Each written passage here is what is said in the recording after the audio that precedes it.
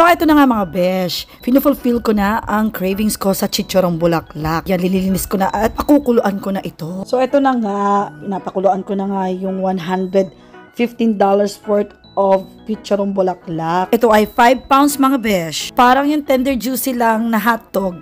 Binibili na $65 dahil nga namin mismo at wala namang mabibilang ng iba dito kaya mahal. At this point, medyo maliit na siya kumpara sa kanina nila. Yan yung buko niya. Susukin mo rin kung malambot.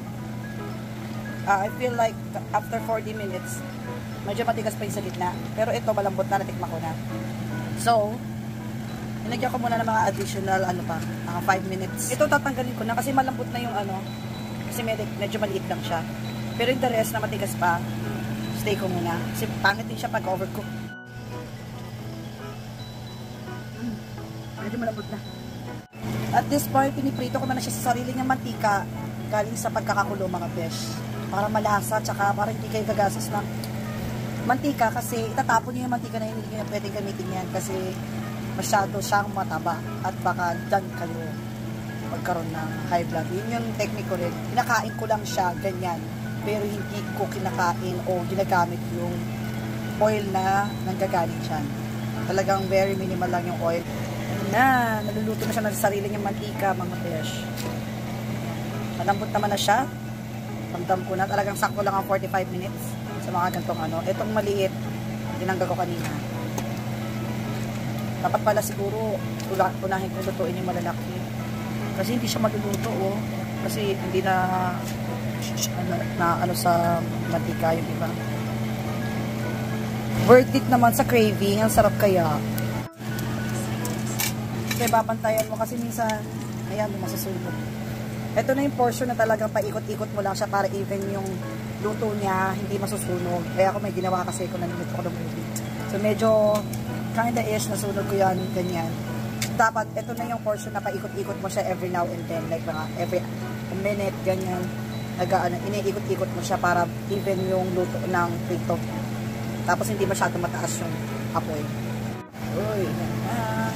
Siguro. Maya malutong na yan. Lulutong naman siya ng kusa Hindi na siguro.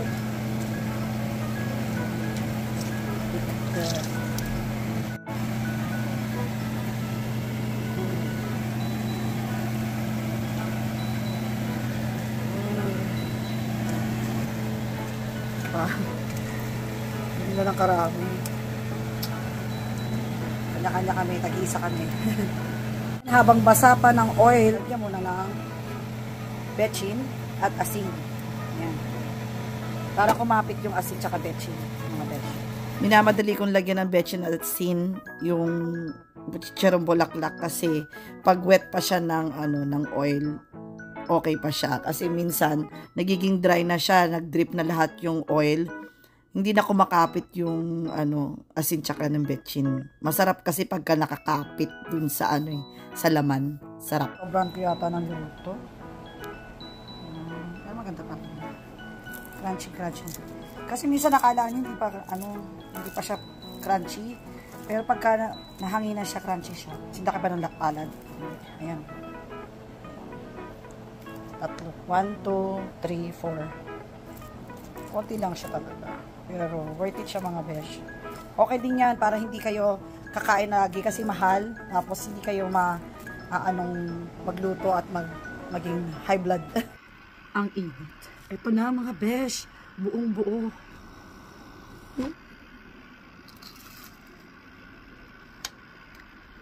Yan. Yan diba?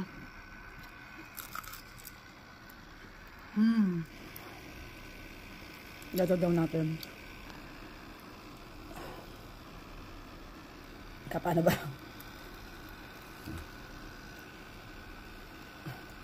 Ayan.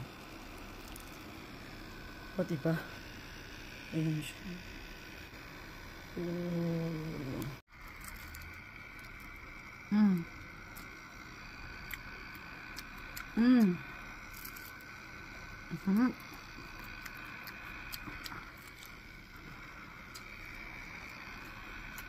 Ang sarap.